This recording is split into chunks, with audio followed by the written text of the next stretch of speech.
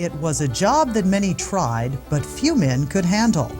Diving beneath the frigid waters of the Ohio River, repairing damaged wickets on the dam, a procedure that could take from 30 minutes to 30 hours. Total darkness, bare-handed, with only a breathing tube to keep you alive. Living on a lock and dam here on the Ohio River, it's not like most people will see on TV where the water's nice and clear and you can see all the fish and everything's pretty.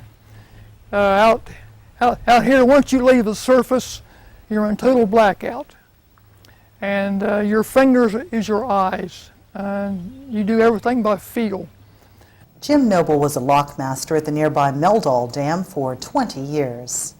One of the things that you didn't want to do was ever lose contact with any of the structure.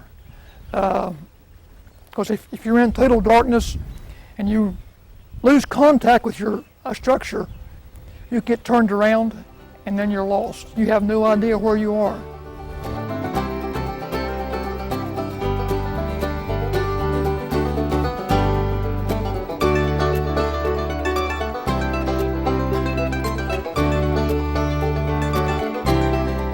Ralph Lindsay was the head lockman and diver here at Lock 34 for 17 years.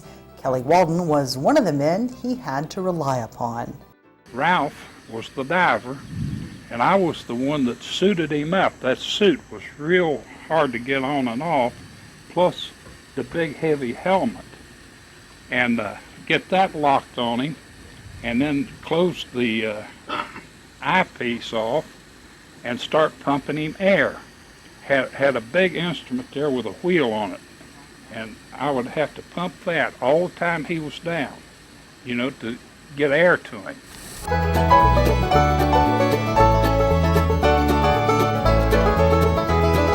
Danger was a word that seemed to propel him through all his dives. Well, everything was blacked out to start. I couldn't see a thing. And it was another thing, it was quiet. You couldn't hear the fish swimming by. You know, if there was any, I never did see one fish that was about that long. And he had to swim right by my helmet. But and that had to be on a real clear day to see him. And the sun had to be shining back into the wickets. No matter what the weather, violent thunderstorms, ice chunks floating in the water, the dives had to happen to ensure a safe passage for the boats above. And here come the lockmaster in. He said, we have two divers down there that have been coffering off that gate, trying to get it coffered off, and they can't get it corked, and the pumps won't take the water. And said there's a suction there somewhere, but they can't find it. Two divers. One of them was a lockmaster, and the other was assisting up the river. And so he said they quit and went home. And here it is down around zero. I don't blame them. They're quitting.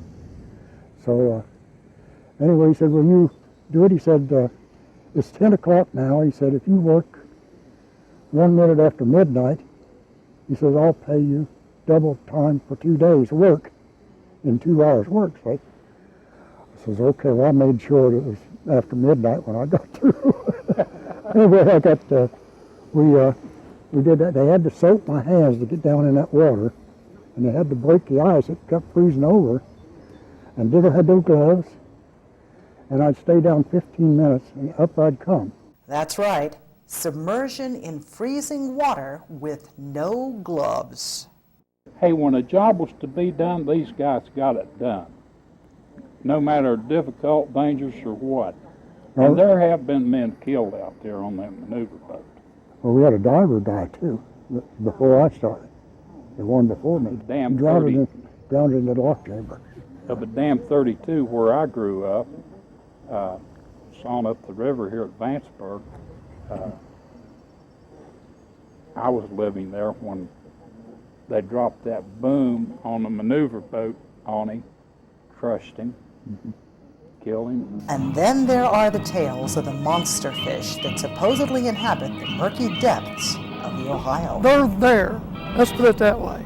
I may have been right next to them and I wouldn't note it because I couldn't see. I have felt some big fish. The only ones I've seen that are big, and I mean really big, were when they would dewater one of these lock chambers. And when they would dewater the lock chamber, they would trap the fish in there, and there was some awful big fish. How big? Oh, you know, as big as a man. One thing all these rivermen agree on, danger or not, they are and always will be one with the river. Once you work the river, you never leave it. You know, it just gets in your blood.